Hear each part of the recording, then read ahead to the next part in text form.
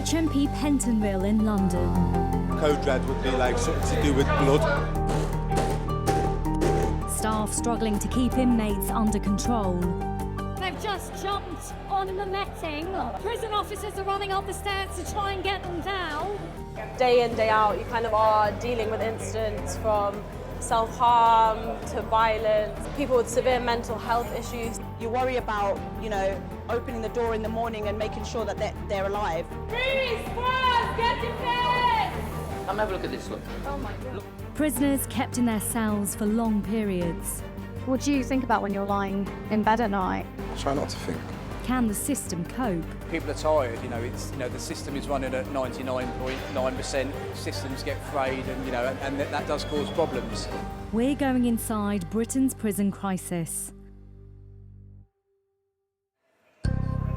Welcome to Pentonville, one of Britain's most dangerous jails. Some prison officers are so frightened of being targeted on the outside, we've had to blur their faces. Pentonville is hugely overcrowded. Built in 1842 for 520 inmates, it houses more than 1,200. Staff are overstretched and on the verge of breaking point. On a bad day, the prisoners can be very angry, upset, they're frustrated. Obviously, staff are struggling as well with the overcrowding. They're trying to get everyone under control as much as they can, trying to support them as much as we can as well. There's a lot of people who are in prison that are remanded.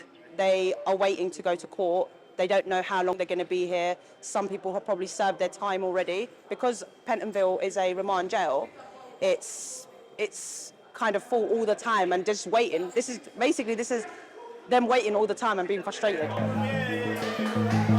A short while later, some of that frustration boils over. So they've just jumped on the netting. Prison officers are running up the stairs to try and get them down. What the staff are saying is that it can turn really quickly. A quiet moment can become chaotic within a matter of seconds. As one prison officer said, it's like the flick of a switch. In this case, the situation was brought under control rather quickly, but that's not always the case. Sacha is working with newly arrived prisoners. She's in her first year in the job. So what are you doing now? So we've just come back on to the induction wing after lunch. It's pretty calm at the minute, but I'm sure that won't last for a long time as we're about to get some of the guys out for their association. So that's an hour where they can have their showers, speak to their friends that they're not sharing a cell with, do any kind of paperwork or applications that they need. Often it's time when they have to collect their medication as well, so it's not a lot of time, but they have quite a lot of things to fill that time with, so they use it quite wisely. And if they want to, for example, clean their cells, it's also a time when they can do that as well. What do you need? Washing up liquid and a form for the pins. Okay, I can bring that. Okay? Okay, I'll leave it open. There's another bell over here as well. Some people have described it as chaotic at times. I would agree, especially I think with the induction wing, with it being such a turnover of people. So people come in, they have their first couple of days here and then they move off. Every 3 days or so, the wing looks completely different, and you never know what it's going to look like in terms of opposing gang members, people with mental health issues who are just generally quite volatile. Day in, day out, you kind of are dealing with incidents from self-harm to violence to people with severe mental health issues who are having episodes that you need to... Obviously, as officers, we have training on these kind of things, but some of the mental health issues we see are quite severe. You don't think twice before opening a flap. Do you ever feel a sense of vulnerability? A lot of it is instinct. I think as you gain experience in the job, you get to know the prisoners on your landing. Even though induction, it changes quite regularly, you get a feel for the people and how they interact when you open that door. If you know someone perhaps there's a history of staff assault, like you might get your colleagues over before you open that door just to protect them against anything happening. But I think the key to like knowing that you can open that door and open that door safely is just building that relationship with prisoners, because if you know them, you know how they behave, you know how they are regularly, they know you, they know how you are. It makes it safer for everyone. There's another alarm, this time code red. Generally, a code red would be like something to do with blood.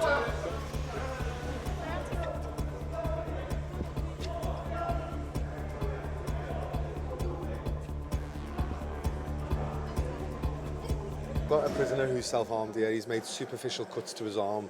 We don't really know why he's done it at the moment, so it's not deemed serious. And we'll be able to provide treatment on site, but what will happen now is treatment will be given, and then we'll take him out of his cell. He'll speak with the senior officer at the wing, and they'll try and put any support in place and try and deal with the situation for him as best as they can. How often do things like this happen? It varies. It can happen often. Sometimes we can go a day without it. Sometimes we can go an hour without it. It just varies on the time and day, situation, etc.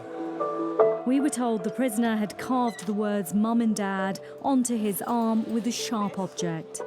I've been inside several prisons over the last decade or so, and I've never seen anything like this. The chaos, the fast-paced environment, and the prison officers are doing everything they can, but often they're struggling to cope.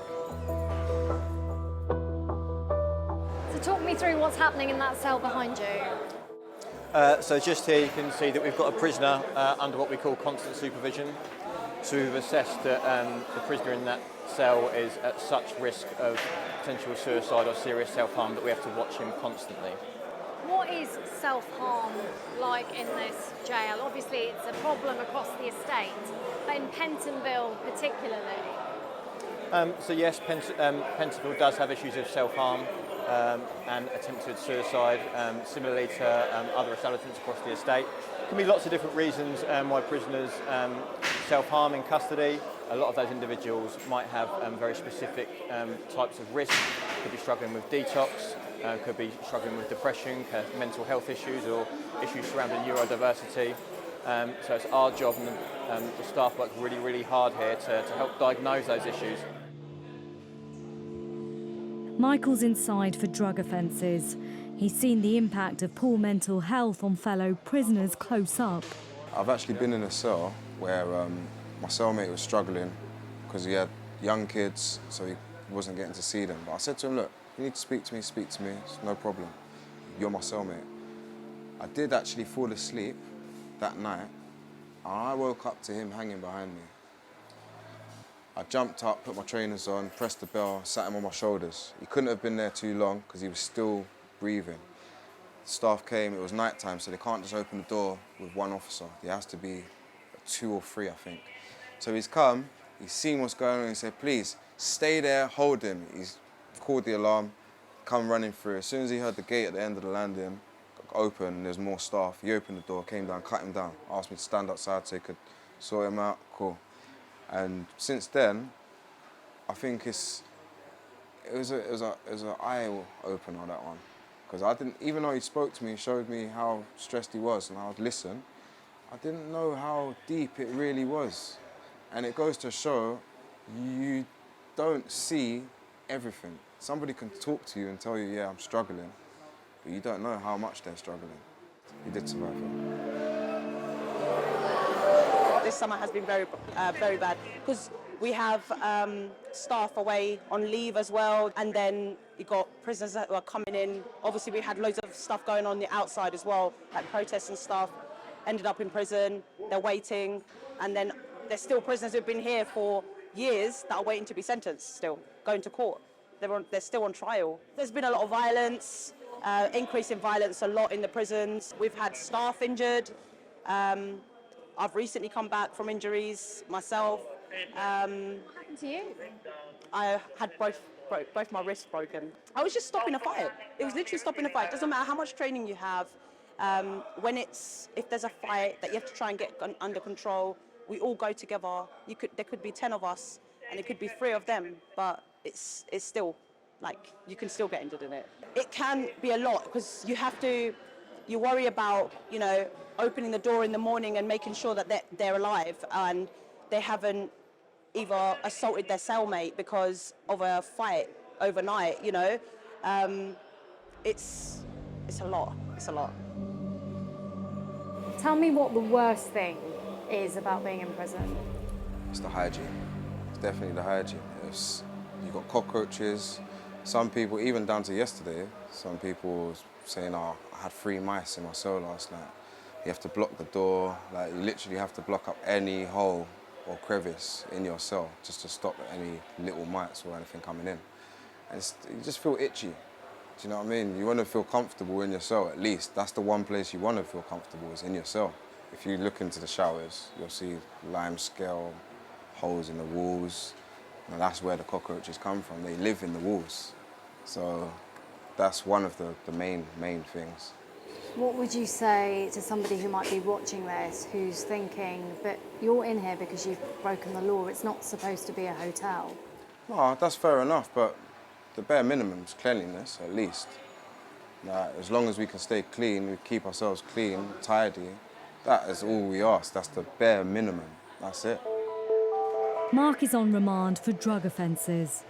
This is what we have to sleep in on a daily basis. We've got You a top bunk or bed. bottom? I'm top bunk. Okay. So it's a double cell. You've got the toilet, sink in here, which is everything around. So this is how close our quarters are to our beds. Tables for our clothes, and a little table for our trousers, for our trainers and our TVs and everything. So yeah, it's not much space. As you said, you've gone from a house to now being basically a 6x6 or With another person? with another person, correct. So yeah, it's a double bang up. This is how we have to live on a daily basis. There are some people who don't feel sorry for prisoners. They think you've broken the law, you should be in here. I thought, what would you say to that? I'd say you can't judge every book by its cover. Like, people make mistakes in life, and unfortunately I made a mistake and it's cost me to be here now, but that doesn't mean I'm a bad person. I'm still a normal human being and I want to be treated like a normal human being. Do you think prison is providing a rehabilitation? No. It's a punishment. It's not a rehabilitation. It's hard to rehabilitate yourself in a place where you've got gang violence, postcode wars, drug violence, money wars. If you've got beef there, violence there, drugs there, people collapsing here, the staff, they're outstretched. They're trying to do this, and this, but now you want help as well. We meet another inmate with complaints about his cell. Because I've had damp in here for 3 weeks. It doesn't smell good in here. What's that? The toilet's been leaking. Look at the toilet. Look, come have a look at this. Look. Oh my word. Look. I've been telling them about that for 3 weeks. I'm quite taken aback by the smell in that cell.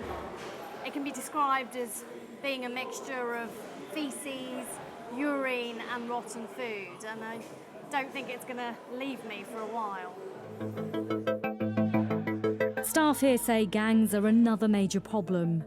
Gang affiliation, gang issues are the biggest reasons why we have so many probably people in jail, more than other things. It's a lot of gang affiliation, especially in Pentonville. When they're all here, if someone's stepped on their turf outside or sold something on their area, like drugs on their area now, or hurt someone in their area, they will know that they're from that gang, they'll go after them. We have to organise them in where each landing has different areas so they can't mix with each other. It's time consuming because if they all got on with each other, we could just have them all out together. But because they don't, we have to separate them, make sure everyone's away behind their doors before we get the next group out to have their time out. When things do turn violent, sometimes weapons are involved. What we've got is weapons that have been fashioned by prisoners whilst they're in custody. We've got the toilet brushes here where they've had razor blades melted into them. What's this pole?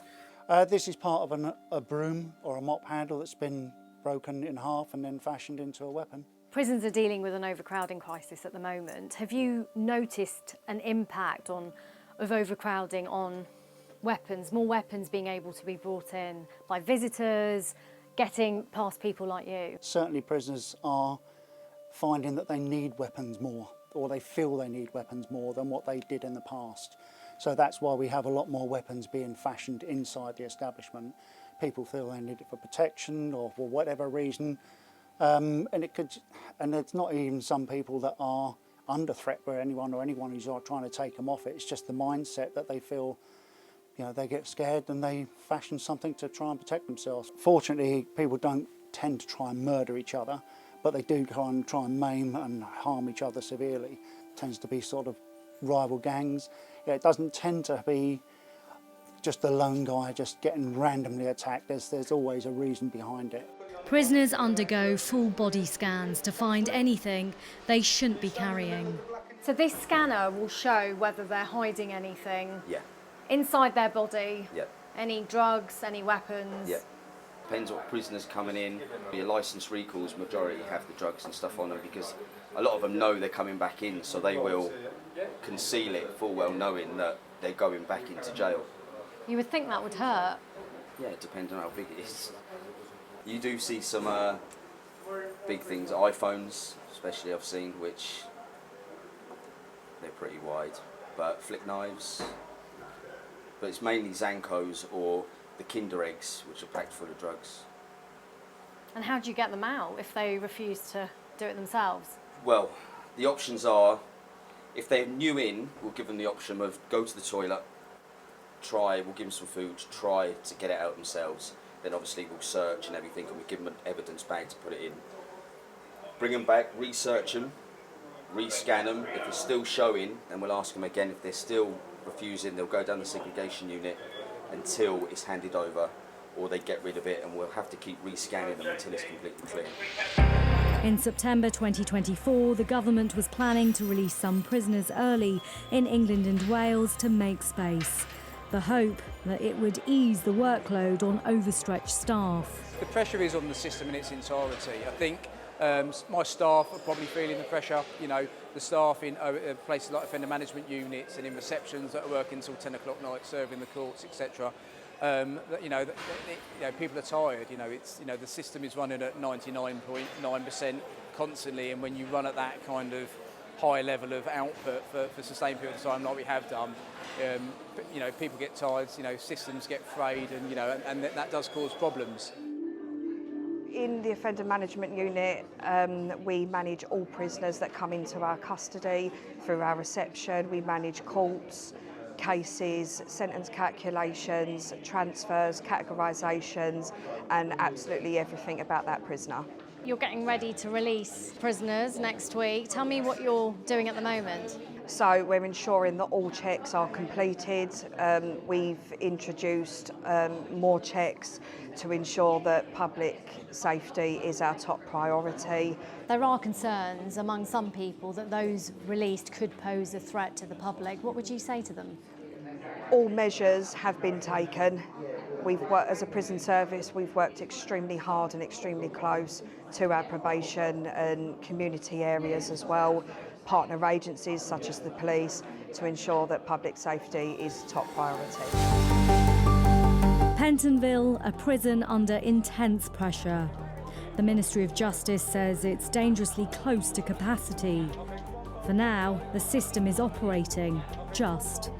Those caught up in it are hoping, some praying, for a better future.